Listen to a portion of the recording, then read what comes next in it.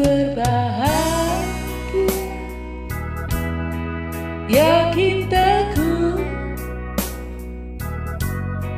Yesus abadi, kepunyaanku,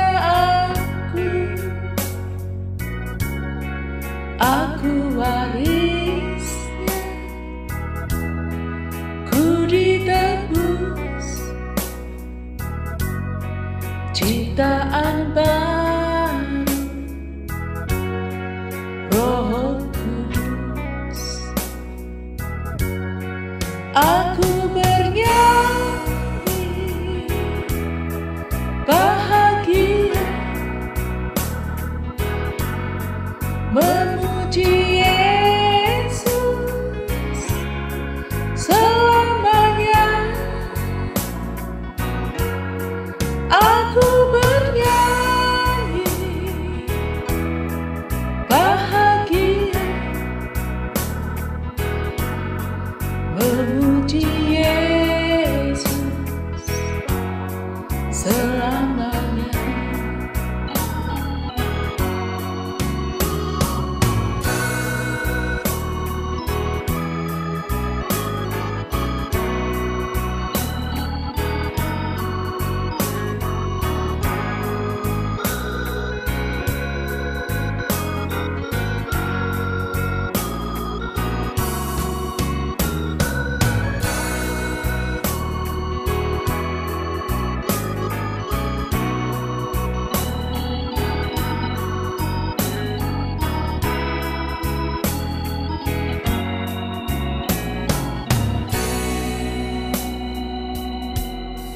Blessed assurance, Jesus is mine.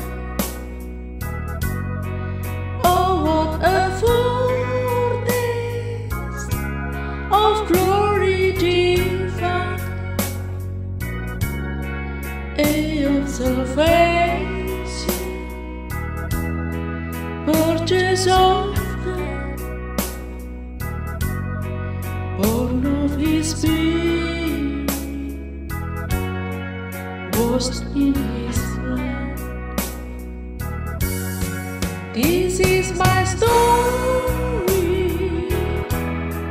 this is my song, praising Savior all the day long. This is my story, this is my song, praising my Savior all the day long. This is my story, this is my song, praising Savior all the day long. This is my story, this is my song, praising my Savior all the day long. Memuji Yesus selamanya.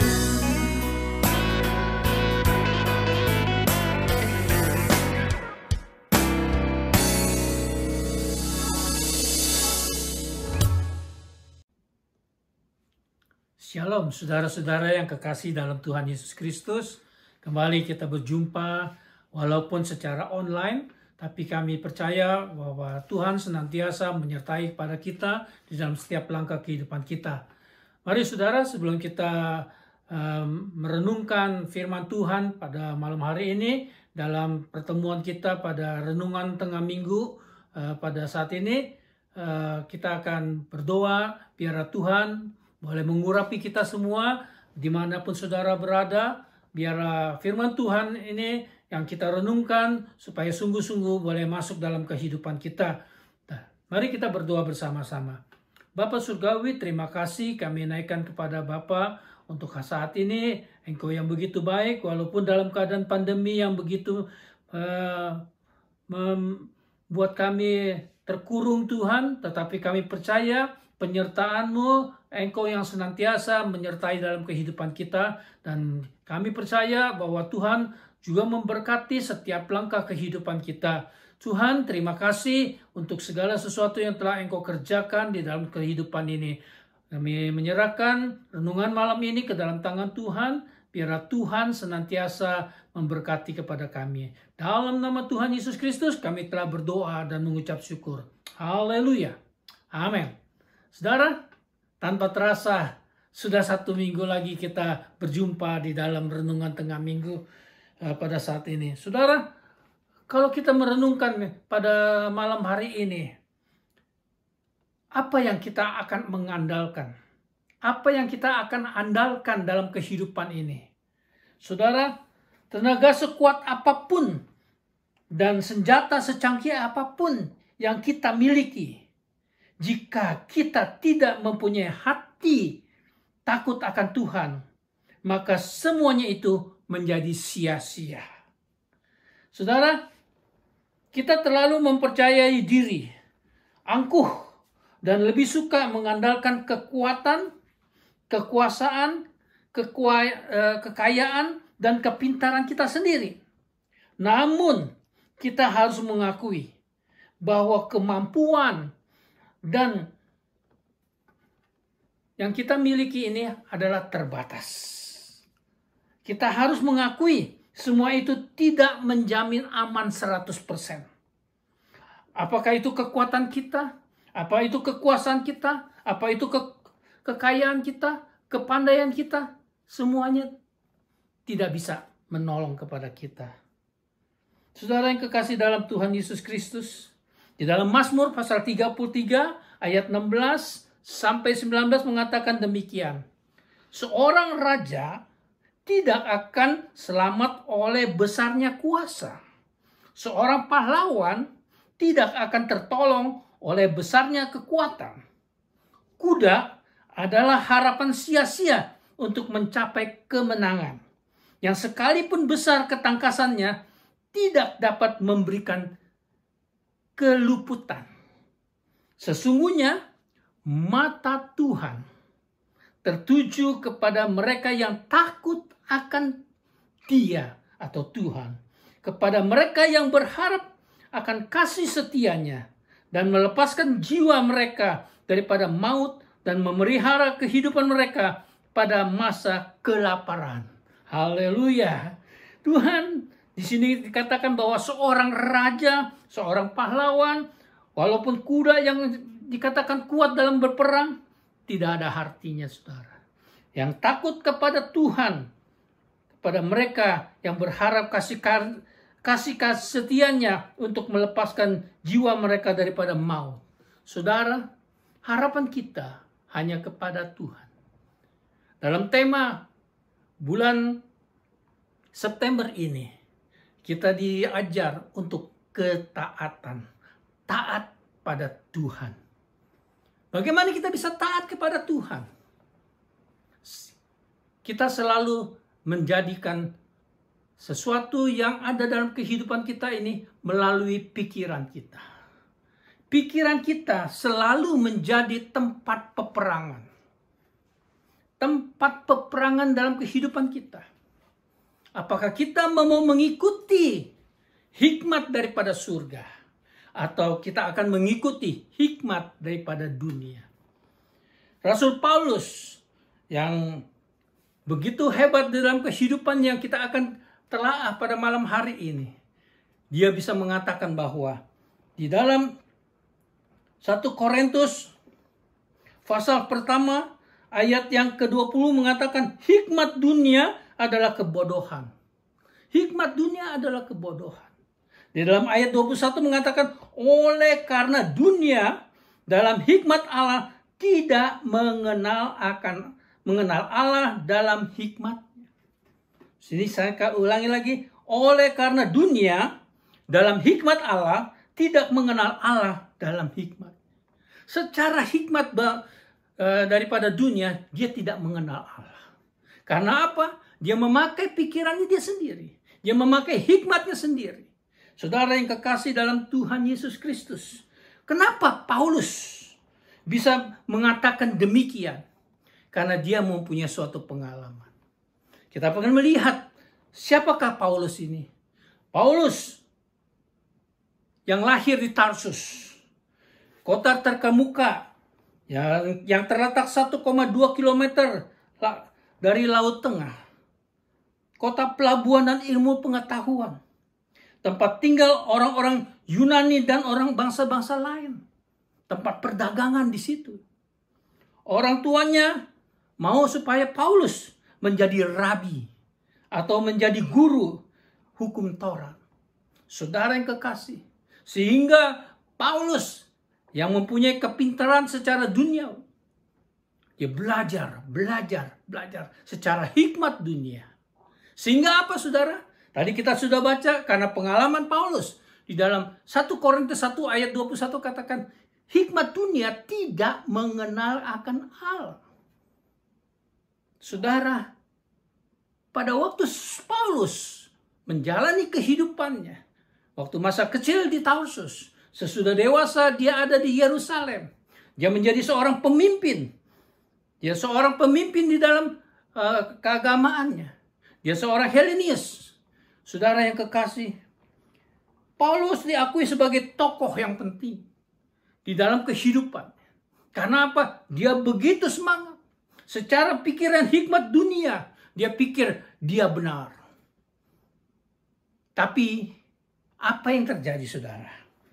Apa yang terjadi? Apa yang terjadi terhadap Paulus? Pada waktu dia memiliki kekuasaan, memiliki kekuatan, memiliki kekayaan, dia coba membunuh kepada orang-orang Kristen. Saudara yang kekasih dalam Tuhan, pada waktu dia mau pergi ke Damsyik, di dalam Kisah Rasul-Rasul pasal yang ke-9 saudara bisa baca bahwa Tuhan Yesus menjumpai kepada Paulus. Saudara yang kekasih, disinilah titik daripada perubahan daripada Paulus. Perjumpaan Paulus dengan Yesus. Di dalam Kisah Rasul-Rasul pasal 9, ayat yang ke-5 mengatakan, jawab Paulus, siapakah engkau Tuhan? Katanya, akulah Yesus yang kau aniaya itu. Tetapi bangunlah dan pergilah ke dalam kota.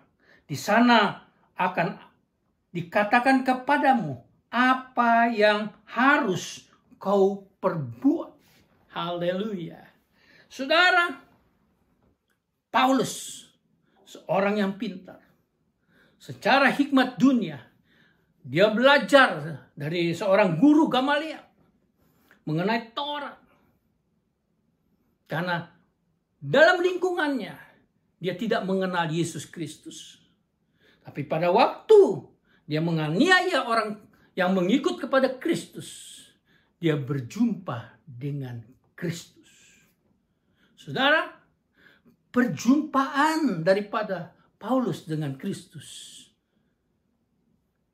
di tengah perjalanan, sudah dekat dengan kota Damsyik. Dengan cahaya yang begitu besar. Sehingga Tuhan Yesus katakan, Saul, Saul, mengapa engkau menganiaya aku? Mengapa engkau menganiaya aku? Di sini ayat 5 mengatakan, siapakah engkau Tuhan? Lalu Paulus lalu Yesus katakan, akulah Yesus yang kau aniaya. Saudara, pada waktu dia berjumpa dengan Kristus, Yesus berkata kepada dia. Kalau di ayat yang selanjutnya dikatakan, ayat yang ke-11, firman Tuhan, marilah pergi ke jalan yang bernama jalan lurus, dan carilah di sana, di rumah Yunus, seorang dari Tarsus, yang bernama Saulus. Ia sekarang berdoa Dan dalam suatu penglihatan, yang melihat seorang yang bernama Ananias masuk ke dalam dan menumpangkan tangannya ke atas dia supaya dapat melihat.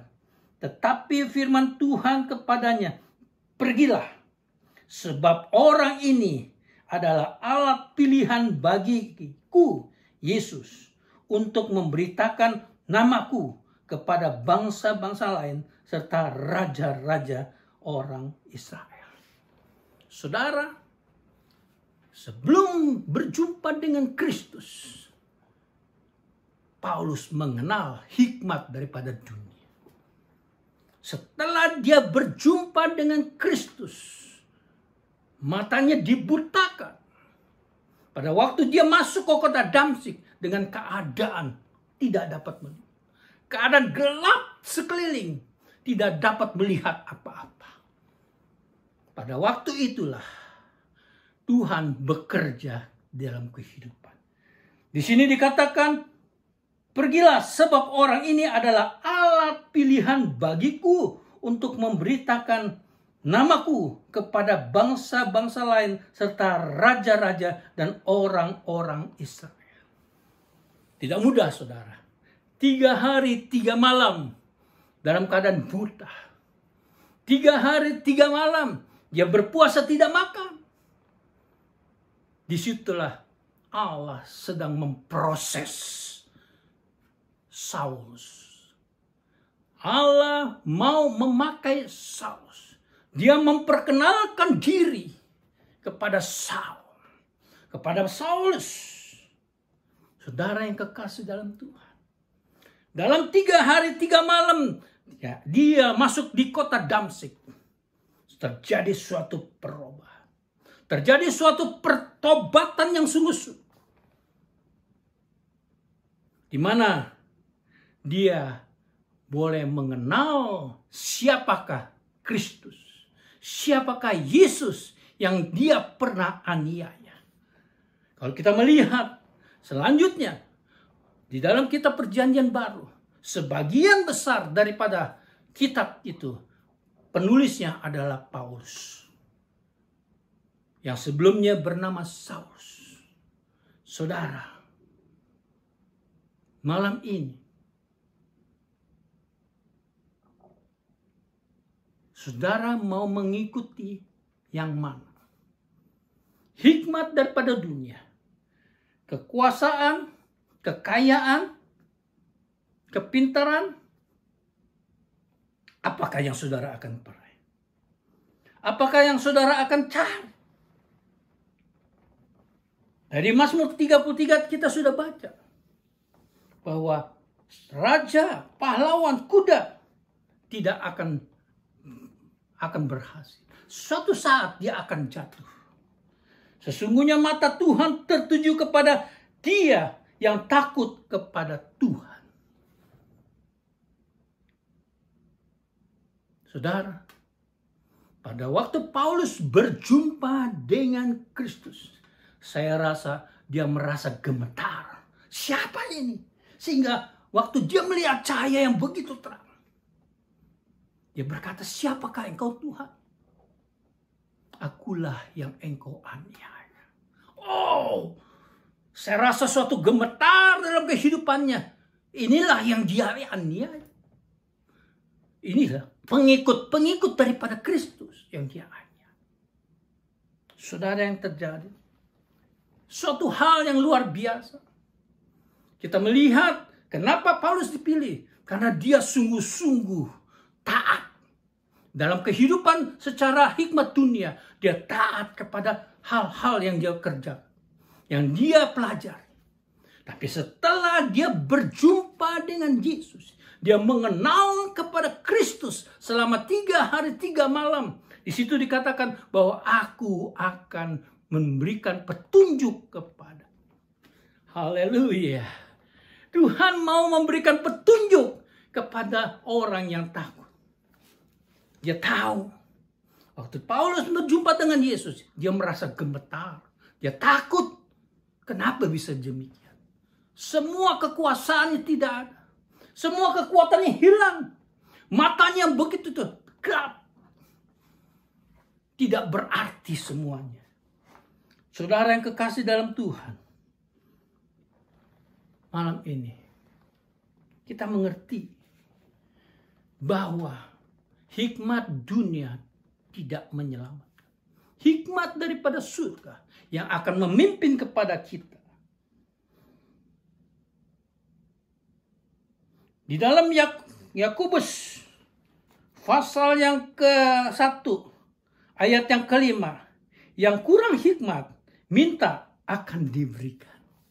Saudara, kita sebagai orang-orang Kristen, biar kita menggunakan hikmat daripada surga. Kalau saudara kekurangan hikmat daripada surga, Yakobus 1 ayat 5 mengatakan, mintalah kepada dia.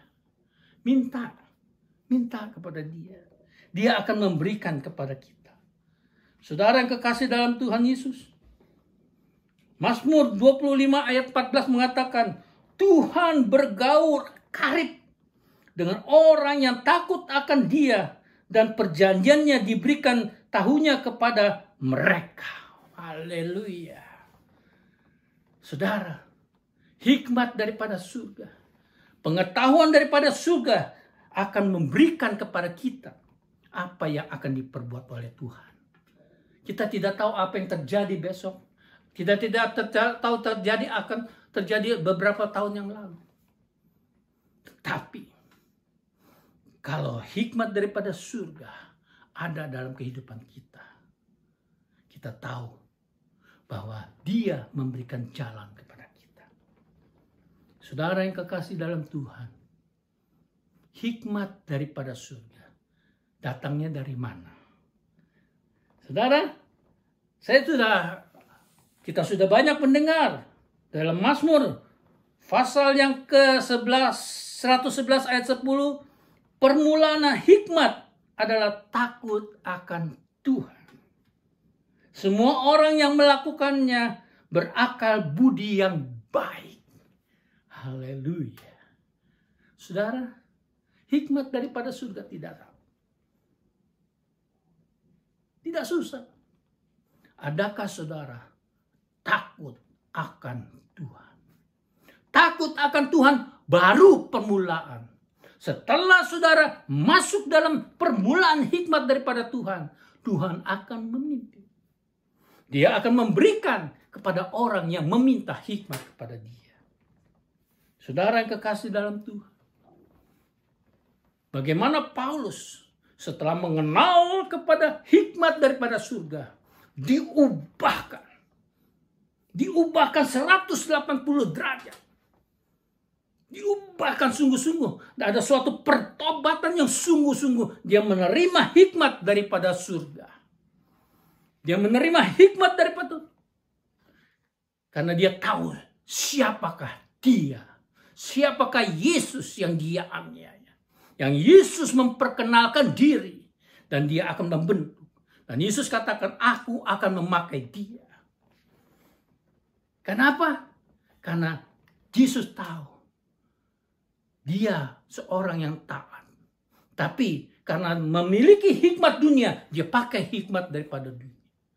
Tapi waktu dia mengenal akan Kristus, diubahkan menjadi hikmat daripada surga. Tidak itu saja. Setelah dari Damsyik, dia belajar lama di Damsyik, dia pergi ke Arab. Dia coba merenungkan sungguh-sungguh dalam perjumpaannya dengan Kristus. Dia diubahkan, saudara. Memang tidak secara langsung dia bisa memberitakan Injil. Tetapi melalui suatu proses, dia coba belajar. Belajar untuk takut akan Tuhan. Karena dia sudah mengalami bagaimana kalau takut akan Tuhan. Kalau takut akan Tuhan, dia mempunyai hikmat. Hikmat daripada surga inilah yang memimpin kepada dia untuk taat dalam menjalani segala perintah-perintah daripada Tuhan. Kalau saudara mau mentaati segala perintah-perintah daripada Tuhan, minta hikmat daripada surga. Minta hikmat daripada surga. Supaya dia memimpin, memberikan penjelasan. supaya kita berjalan di dalam kebenaran daripada firman Tuhan. Kalau kita tidak mempunyai hikmat daripada surga, kita tidak dapat menjalani ketaatan yang diperintahkan oleh Tuhan. Kalau saudara membaca dalam Mazmur 119, sepanjang 170 sekian ayat, situ mengatakan perintah-perintah untuk taat kepada firman. Sebab itu mari saudara. Sebab itu mari, kembali lagi saya katakan, kita renungkan malam hari ini. Kita merenungkan firman Tuhan malam hari ini. Dalam hari-hari ini. Dalam keadaan pandemi, terkurung di rumah. Tidak bisa kemana-mana. Apakah yang akan saudara perbuat? Apakah kita melakukan yang terbaik dengan apa yang Tuhan kehendaki dalam kehidupan? Tuhan mau kita takut akan Dia. Sehingga hikmatnya turun. Dan hikmatnya kita minta lebih daripada hikmat dunia ini. Meminta hikmat daripada surga. Untuk kita berjalan di dalam segala kekuatan daripada Dia. Bukan kekuatan kepintaran kita. Tetapi kekuatan dan kekuasaan daripada Dia. Dia berjanji untuk memberikan kepada kita. Sudahkah kita mempergunakan waktu yang singkat ini? Kembali saya katakan, sudahkah kita mempergunakan waktu yang singkat ini untuk berjuang dalam pertandingan iman kita? Untuk menjadi serupa dengan gambarnya, yaitu dengan takut akan Tuhan. Melalui ketaatan kepada firman-Nya. Ketaatan akan firman-Nya. Jika belum saudara, bukan suatu kebetulan saudara mendengarkan firman Tuhan pada malam ini. Minta hikmat daripada surga. Awalnya hikmat itu takut akan Tuhan. Kalau saudara mengenal akan hikmat daripada surga, saudara akan mentaati segala perintah-perintah. Kalau saudara tidak takut akan Tuhan, maka permulaan hikmat itu tidak ada. Tidak ada. Tapi itu takut akan Tuhan. Permulaan hikmat. Setelah itu minta hikmat yang lebih lagi. Supaya kita boleh mengenal dan mengetahui perintah-perintahnya. Sehingga kita boleh mentaati. Pergunakanlah kesempatan yang masih ada ini. Selama saudara masih bernapas, pergunakan kesempatan. Takut akan Tuhan. Dan berhikmat. Sehingga saudara taat menjalani firman. Bertandinglah dalam pertandingan iman yang benar. Dan rebutlah hidup yang kekal. Untuk kita dipanggil. Dan kita diikrarkan menjadi anak-anaknya. Amin. Biar Tuhan memberkati. Mari kita berdoa. Biar Tuhan boleh menolong kita. Bapa Surgawi. Kami tahu. Kami tidak dapat berjalan sendiri. Kami tidak dapat berjalan Tuhan. Dengan kekuatan. Dengan kuasa. Kepintaran. Kekayaan kami. Tuhan. Pimpin kami. Kami mau takut akan Engkau Tuhan. Sehingga hikmat-Mu Tuhan. Awal daripada hikmat daripada surga boleh ada dalam kehidupan kita. Dan kami mau meminta supaya hikmat daripada surga senantiasa menyertai, berpenuhi kami dengan hikmat daripada surga. Sehingga kami boleh mentaati segala firman-Mu, segala perintah-perintah-Mu Tuhan. Dan kami boleh menjadi sebagai orang-orang pengikut Kristus yang mulia. Yang sungguh-sungguh berpengharapan kepada Engkau. Karena kami tahu Engkaulah Tuhan kami. Kami bergemetar untuk menghadapi segala sesuatu. Tetapi bersama-Mu Tuhan, kami dapat melakukannya. Karena kami tahu Engkau bergaul akrab dengan orang yang takut akan Tuhan. Terima kasih Bapa.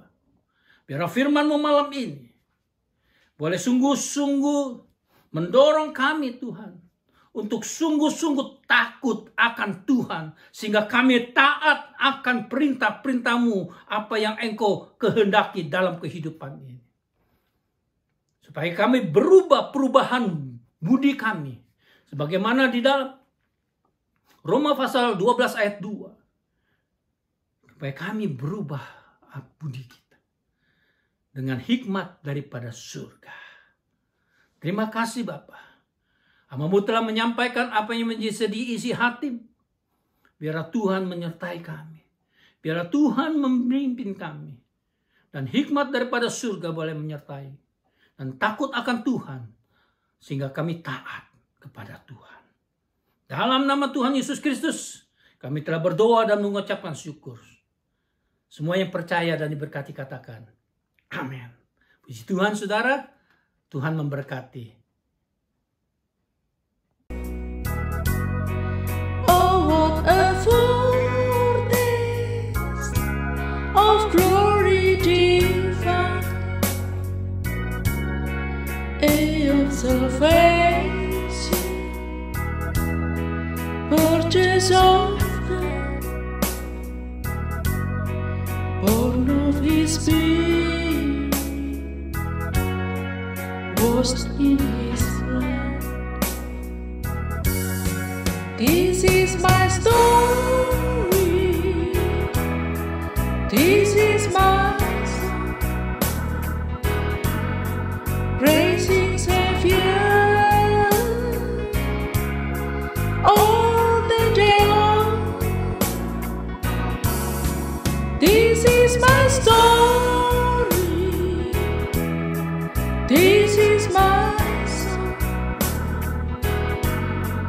praising my Savior all the day long. This is my story, this is my song, praising Savior all the day long. This is my story, this is my song, praising my Savior all the day long. Memuji Yesus selama